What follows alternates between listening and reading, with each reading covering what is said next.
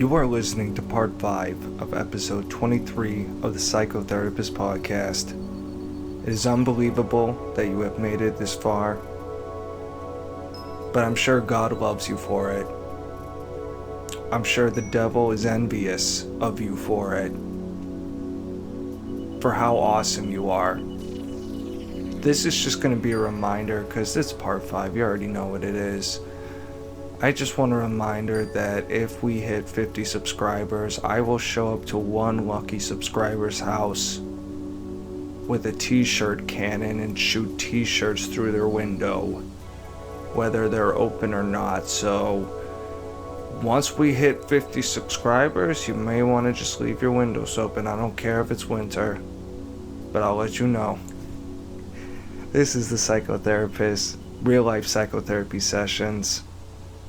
We love you guys. Peace out.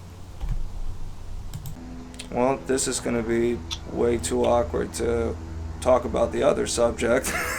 Okay. Given proximity to people who are just staring at me like I'm a fucking television. But Okay. anyway, but yeah, I'm glad you approve of the stockpile thing. I think, the sooner rather than later, and just really the thing to do is just plan out what I can realistically access, because even forget regulations and such, just these things cost money, you know what I mean? And you don't want, if I'm gonna buy a Gladius, if it's the difference between $100 crappy one and a $300 really good one, I might go with the 300. I don't know, but it's just another thing to consider, because ammo is supposed to be really expensive, and you go to the range, you use a bullet. It's not like an arrow where you could just pull it out of the thing and use it again.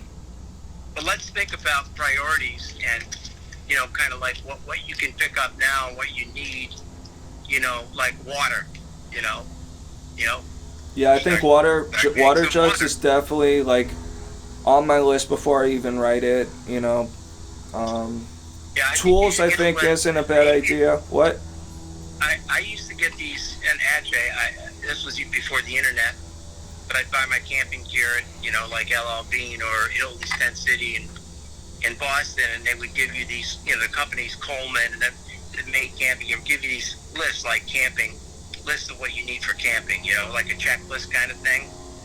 And they were extremely helpful, because they would have it broken down in different areas, and I used those all the time, and boy did they help, because they would have things, everything you could think of, like batteries and stuff like that, but they had it well organized.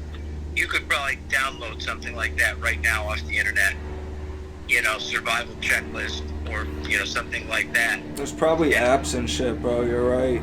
And get yourself something where you got a framework. And Yeah. just start with that. I mean, I have glanced over such lists before, like I did, I remember I once spent an hour reading about what kind of foods would preserve for a long time, but that, to me, was more of the personal prepper mindset, as opposed to the sort of more, I think, really long-term and really sort of Right.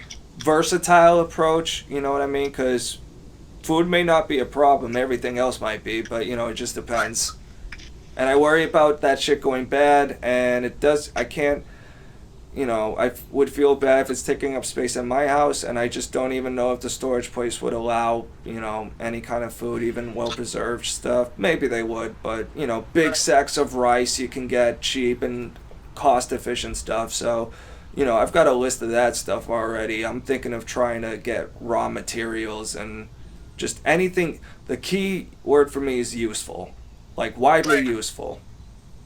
Yep, and then, but I would then start thinking about, what can I get now without any problem? I can start with a little water. Space is important. What do I have for space? How much do I have to work with? Yeah, I definitely appreciate that as well. And K rations you can probably get online. The Army K rations. They used to sell them in Army and Navy stores all the time. There was a great Army and Navy store in Provincetown that had all this stuff at one time. Every time I went down there, I would pick up some stuff. But anyway, I mean, this is the beginning of a conversation that we'll pick up at another time. I think it's a great great direction for you to be moving in, though, because you're not going crazy with it. You're not panicking, and basically you're doing this so that you're not in a situation where you might panic. I think that's the best way to phrase it. It's like, yeah, you know, there's some ancient proverb about, I'm gonna butcher it, so I'm not even gonna try, but it's basically, the point is, it's like, you know, preparedness makes men courageous, surprise makes them cowards. There you go. Something like that. There you go. Yeah, when I remember watching Katrina, the flood in New Orleans, and how helpless those people appeared to be. And it just occurred to me that, wow, this is really sad. These people don't have a clue. I mean, they're just sitting there waiting for the government to come in and help them. Yeah, man, I don't want to be in that cattle situation. Exactly. But you know, if you had some skills, some knowledge of what you need to do, you could start doing things before the cavalry gets there, you know? Before the help arrives, you could do a lot of things. Absolutely. And I have put up plywood. I have, you know, taped windows during storms, things like that. It's not a bad idea to, you know, begin to develop some of those skills. You're young and... Yeah, because not all of this stuff necessarily applies to, like, a nuclear apocalypse. There can always just be fucking bad weather or a big power outage or just, you know, something out of everyone's control. Yep. Fucking solar flare hits us. Yeah. Well, I lived in a big house on a hill in Dorchester, where off the water we got all of the breezes, and we had a massive, I think it was Hurricane Bob, and that's when I fell off the ladder. I don't go up too high anymore, and I was essentially on like up 2 stories. How does it feel being the only male named hurricane? I know. But I was taking windows. So brave, Bob. You're the first. Off the ladder, taking windows. You know, the axis on the windows would take them from shattering if the winds hit them, and they did. But anyway, wow, we just went all over the place, and I don't have much more that I can say. I told you it was going to be a schizo episode, and I could go on for another hour, bro. And I'll text you later, and we'll stay in touch this week. But I think things have just generally been moving in a positive direction. It's also kind of like a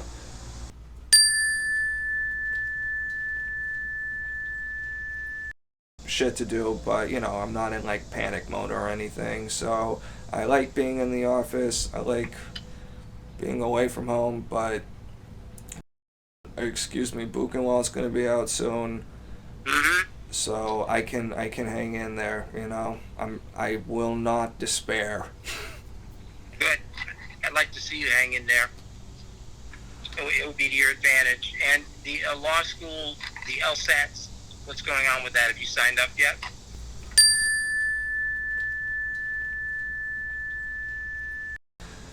Taking a light approach to life till then, while I still can. Okay. And you know, I'm cutting back on cigarettes. I'm trying to accelerate that and stuff, but we can talk about all this stuff next time.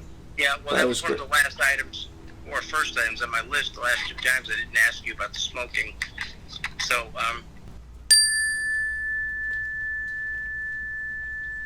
and I'm not like staying up super late, smoking like one joint after another just so I can play video games or some stupid shit, so.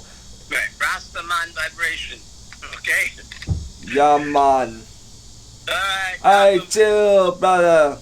Okay. You be swashbuckler, man. I don't even. Oh man, I've gotten so much trouble with black people after going after Oprah, man. I don't even want to go there. Have a great fucking week, bro. Keith Olbermann? Pardon? You got in trouble over Keith Olbermann? No, I said I got trouble with black people because I went after Oprah. Oh, I was about to go after Jamaicans, bro. Like, let's not dig ourselves any deeper, man. Yeah, Oprah deserves it, though. All right, Malcolm. All right, man. It was great talking to you. Steady the ship, okay? We'll stay on course, Captain. Okay, and I will, we will do this next week. We'll be in touch during the week, okay? I'm just going to sign off with my bowl, all right? All right, thanks for...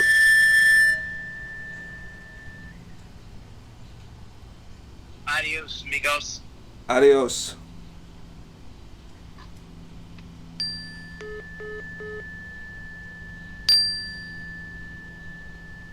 Thank you everyone for listening to the Psychotherapist Podcast. I am your psychopathic host, Malcolm Clancy. He is everyone's favorite licensed psychotherapist, Dr. Bob. We thank you for listening. Enjoy life. Peace out.